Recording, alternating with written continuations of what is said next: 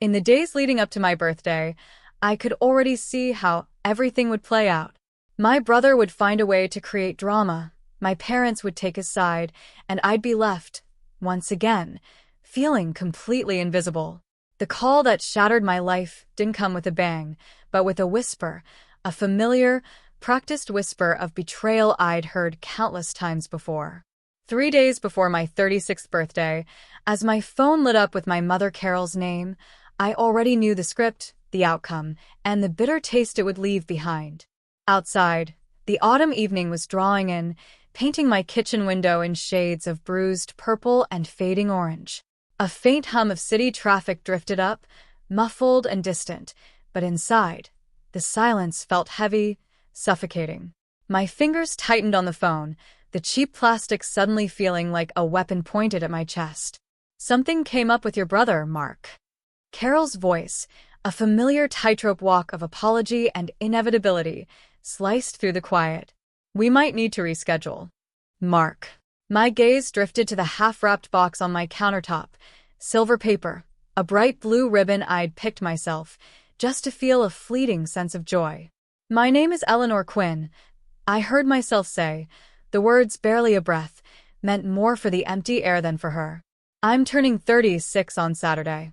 You've missed the last 4. She didn't answer. She never did. Instead, a sigh, heavy with manufactured regret. "You know how he gets, honey." Oh, I knew. I knew exactly how Mark got. Last year, it was a sudden, debilitating car problem that magically resolved by morning. The year before, an urgent panic attack that only manifested during my dinner reservation, vanishing the moment I was forgotten. Always urgent, always believable enough to excuse their absence. Always gone when it was over. "I'll call you later," she added, rushing the words, eager to hang up before I could peel back the layers of her excuse. The click of the receiver echoed in the suddenly cavernous apartment. I stood there, frozen, staring at that foolishly wrapped gift. And for the very first time, I didn't feel the familiar sting of disappointment. I felt finished. Done. An emptiness far colder, far more profound than any tears could express. I didn't cry. That was the real shock. Usually, the phone call would send me spiraling, desperately trying to rationalize it, to convince myself it wasn't personal, that family meant sacrifice, that next year would be different. This time, a different instinct took hold. A quiet, resolute strength I hadn't known I possessed. I pulled out a kitchen chair, the scrape of its legs across the tiles startling in the silence, and sat down. My phone felt heavy in my hand as I opened my notes app. There it was, a meticulously kept ledger of heartbreak. A list, stark and undeniable. Dates. Excuses. Patterns. I'd started tracking them months ago when something deep inside me finally screamed, "No more." Every birthday, every milestone, every time I reached out, when I needed them, it was always him. Mark. He never sounded desperate when he called them, did he? He sounded calm, controlled, like he already knew, with an unnerving certainty, that they would always choose him. I used to cling to the thought that it meant he needed them more than I did, that his struggles were deeper, his fragility more profound. Now, looking at the cold, hard data of my own life, I knew better. He didn't need them, not in the way I had, so many times. He just needed me not to have them. I scrolled through the entries, each one a fresh stab of realization. Asterisk last Christmas. Mark locked out emergency. Asterisk my promotion dinner. Mark not feeling safe alone. Asterisk my surgery consult. Mark needs mom overnight. Every single time, they left me mid-sentence, mid-plan, mid-celebration. And every single time, I told myself it wasn't intentional.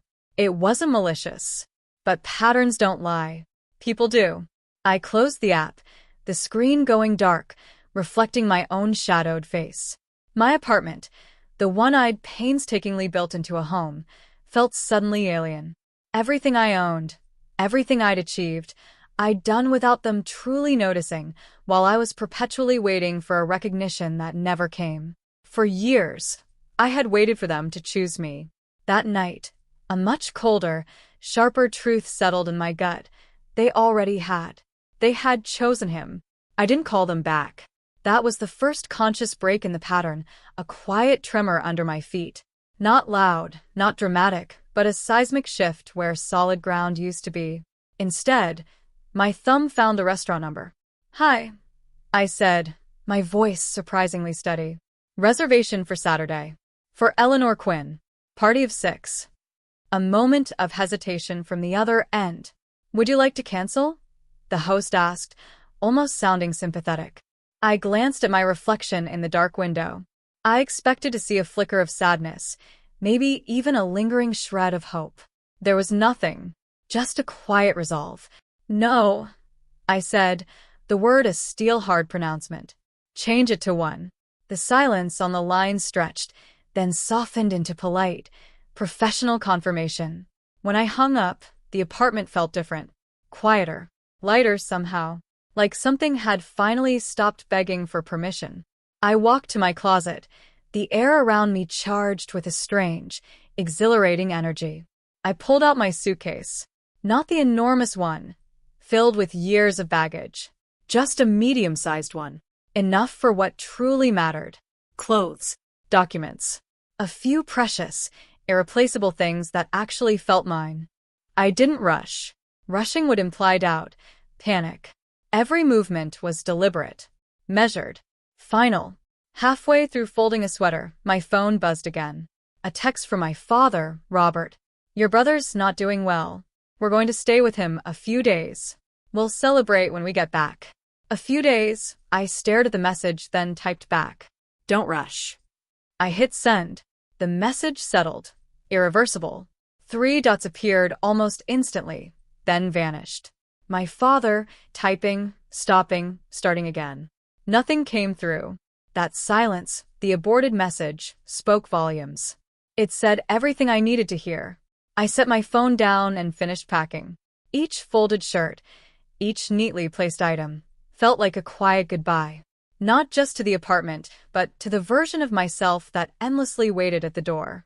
By midnight, everything important fit into that one suitcase and a canvas tote. I walked slowly through the rooms. The couch where I'd cried after countless canceled dinners.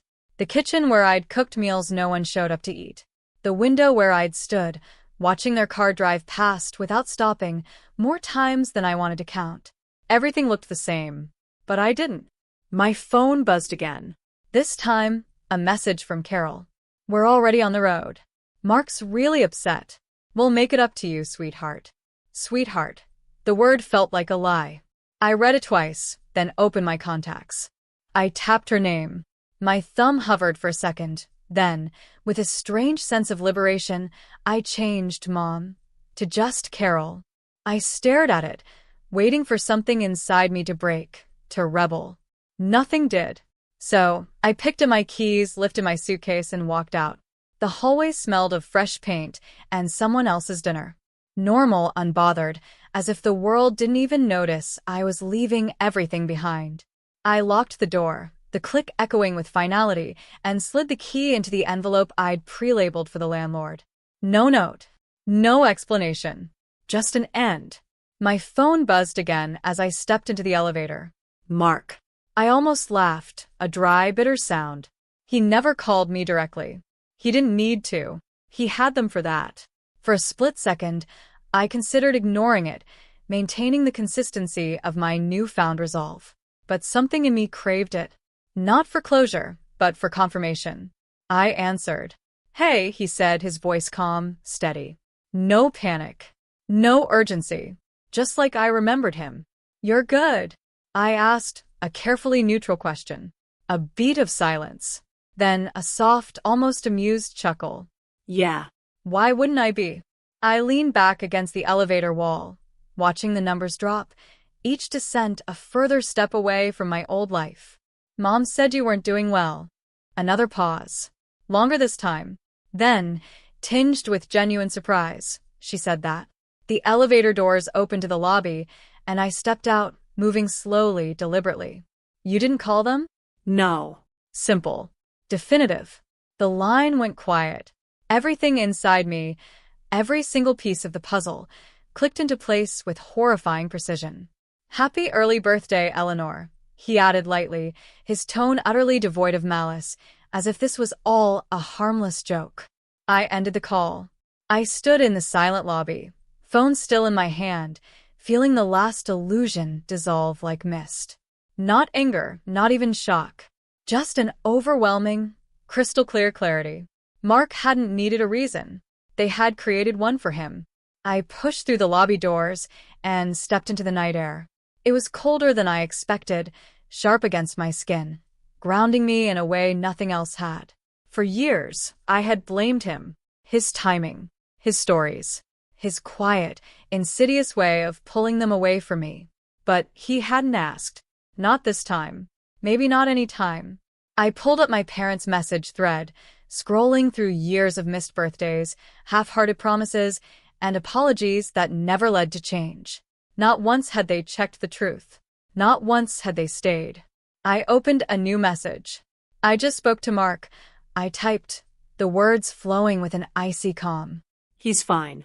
He didn't call you. The typing dots appeared almost instantly, then stopped. Started again. I didn't wait. I sent one more. Enjoy your trip. Then, with a shuddering breath that felt like releasing years of suffocated emotion, I blocked both numbers. No arguments. No explanations. No space for them to reshape it, to soften it, to twist it back into their narrative. I put my phone away and walked toward my waiting car. For the first time in my life, I wasn't being left behind. I was the one leaving. The drive felt longer than it should have. Not because of distance, but because of what I was shedding with every mile.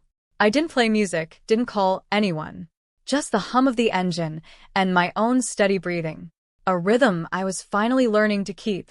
Halfway to the highway, my phone buzzed again. Unknown number. I let it ring once. Twice. Then I answered. Eleanor. Carol's voice, tight and fragile, like something inside her had finally cracked open. Why did you block us? I didn't pull over. Didn't slow down.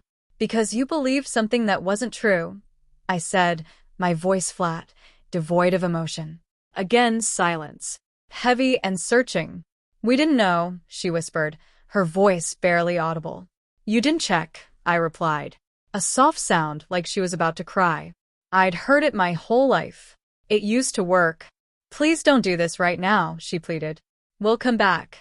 We'll fix it. I tightened my grip on the steering wheel. You're already gone. The words landed harder than I expected. She inhaled sharply. We chose your brother because he needed us. I let out a quiet breath, a long, slow release of years of resentment. No, I said. Then, finally, the truth, spoken aloud for the first time. You chose who is easier to love. She didn't respond right away. For once, there was no quick defense, no soft excuse. Just silence, heavy and honest. I kept driving. The highway opened ahead, a dark, endless ribbon, but it didn't feel empty. It felt clean. Is that what you really think? She asked, her voice smaller than I'd ever heard it. I thought about every missed moment, every quiet disappointment I'd swallowed so they wouldn't feel guilty, every time I'd made myself smaller, so they wouldn't have to choose. I don't think it anymore, I said, the words settling like concrete. I know it. Another pause. Then a shaky breath. We can do better, she said. I smiled, a small, private smile she couldn't see. That's not my job to wait for. The exit sign for my new city came into view. A place they didn't know. A place they hadn't shaped. I hope you figured out, I added. For him. For yourselves. And for you, she asked. I looked ahead, steady and certain. For me? I said. I already did. I ended the call. No anger. No tears. Just a profound, liberating quietness. A peace that didn't need permission anymore. What would you have done in Eleanor's shoes?